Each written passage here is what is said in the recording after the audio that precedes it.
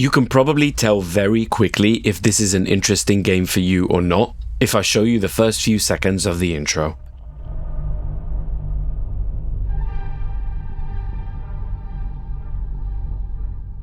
That's it. There's no map or markers telling you where to go or who to talk to. You're on your own.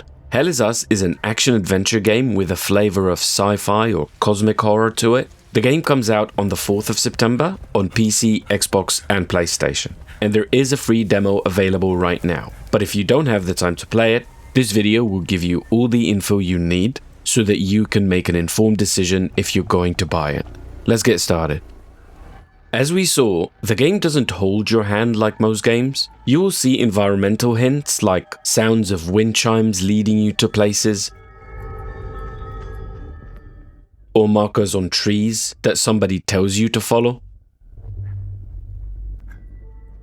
There's also a compass, so you're not running fully blind. The game, from what I played at least, is fully voice acted and you really have to listen to dialogue. There's no quest markers or logs, so you have to listen to hints or clear instructions given by NPCs and keep your goals in mind. You do have a little data pad which has some logs for you, but they're more oriented around who you are and what your ultimate goals are, plus a log of what you discover as you go along.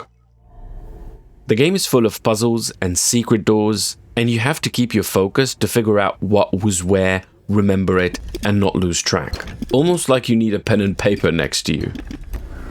The setting is a civil war-torn country where some cataclysm event has taken place, causing these cosmic horror events to happen. And you play as Remy, who's thrusted back into his homeland to discover the source of these strange events and hopefully uncover the fate of his parents. As you're trying to navigate and investigate what the hell is going on, it's not all a wasteland. There are people that need your help or will give you some directions, and as you help them, you also uncover your own story and piece together your main goals.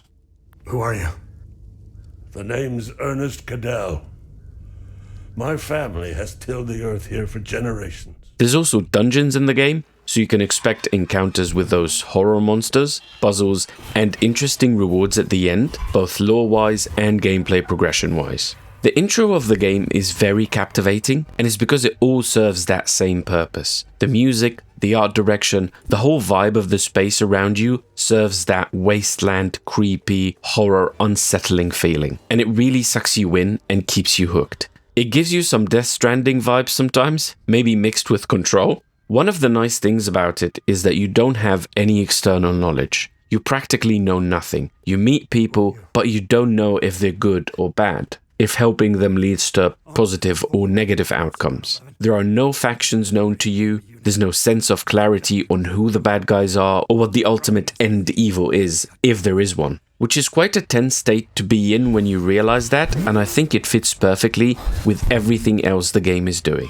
You just need to be constantly attentive because the only knowledge you will get is from the experience as you go along like a detective. And this whole aspect in general is probably a pro and a con depending on who you are and what you're expecting. It's very refreshing for a game to do that, when most games now have map markers, world markers, dots leading you to the quest location, which can feel like brain-dead hand-holding. But on the other hand, if you get frustrated because you can't find a hint to a puzzle, or don't know what to do or where to go for a long time, and end up Googling it when you give up. And for many people, that's not the fun you want when you have an hour after work to have fun with a video game. Because this game surely requires more attention. And not just that, you also have to fight these damn Neverons half of the time, or they call them Hollow Walkers in this game. So let's talk about gameplay and combat. The devs do tell us it's not a Souls-like, but at least it's like a Souls-like. You have blocks, parries, perfect dodges, and your actions drain your stamina. You need to carefully pick the time to swing at enemies and manage your stamina. In fact, your stamina is limited by your health, with a system called endurance. So when you take damage, it's damage to your max stamina too. In the demo, you find a sword and twin axes, and we know of 4 different types of weapons in total in the game. Even though the game is all about the spooky atmosphere, it's not a Death Stranding. You will fight a lot in this game. Enemies are everywhere and they often come in numbers. There doesn't seem to be a lot of variety in types. They do have subtypes or elite versions, but in general at least, in the demo, they're all that white hollow walker types you see here, which do remind me of the nobodies from Kingdom Hearts. But I assume further into the game, there's variety in enemies, or maybe human ones too. I can imagine some mutants or body-snatched abominations, or something like that. The thing that wouldn't make it a Souls-like, I guess, is how generous the game is in terms of punishing you. There are difficulty settings that let you control enemy health and damage, and even punishing Souls-like mechanics upon death. So you can choose to lose XP and have enemies respawn when you die if you want to. Consumables aren't super abundant, but at least in terms of healing, you have a skill that can keep you topped off in combat. It's that white ring you see around you. So if you master its timing, you will have a more convenient experience dealing with your health bar, and subsequently you won't have stamina limitations as well. But generally, consumables get consumed and that's it. There's no resting at bonfire type of mechanic, so you don't have anything that replenishes when you die like an Estus flask.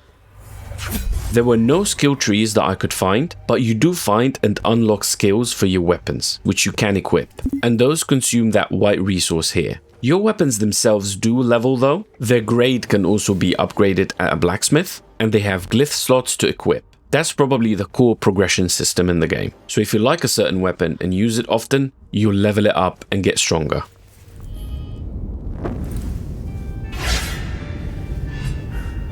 You're not completely alone. You do have a drone companion that you pick up in the first few minutes, and that drone has its own skills that you can unlock too. You can use them to distract enemies. You can also use them in navigation to scan or decipher symbols for you, and they can even act as a torchlight. Your drone has 4 slots of skills, and your weapon has 4 slots too. The game is coming out in a busy time, so it needs to create its own buzz to be successful, and I think it's unique enough. But my main concern with the game's overall design is that it seems to be targeting 2 very different audiences. On one hand, it leans heavily into combat, less punishing than a Souls-like, but still combat-focused. And on the other hand, it wants to be an atmospheric, spooky, puzzle-driven experience. I'm not sure those audiences overlap much, and the challenge will be balancing these elements so neither group feels pushed away by the parts they enjoy less. Are you convinced, excited for the game, or have some worries or reservations? Let me know in the comments. I'll be making guides for this game on my main channel, so please check it out if you're planning on getting it. And like and subscribe if this helps you. I'll see you in the next video.